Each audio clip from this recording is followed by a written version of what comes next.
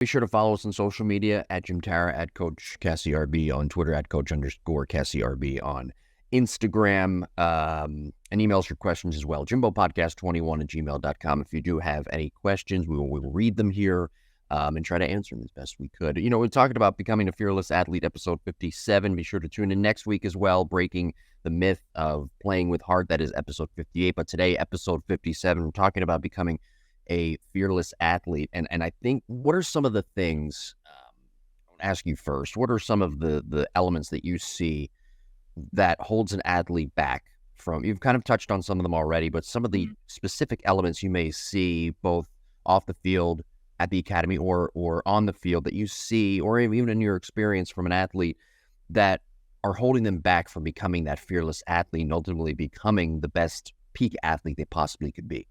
Sure. I've seen injuries lead to that, where you break a hand and all of a sudden we're afraid of swinging at that inside pitch. I've seen not just a little bit of failure, but either like big slump happen or a really defining moment, like championship game, bases loaded, strikeout looking, like those types of to them was so crushing, let's say, or maybe getting cut from a team, or like certain roadblocks or that all of a sudden lead to this pent up failure or fear of this potential failure at the next level. I also think fear of commitment too. Like you get athlete, and again, I think this stems from like something a little deeper, but they might have an opportunity to go play for a huge next level team.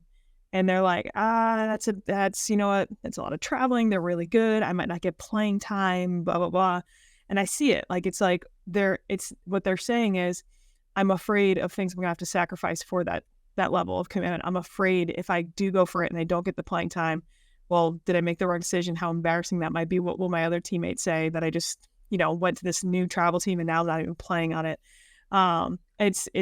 They're afraid of showing up to those type of uncomfortable or discomfort feelings.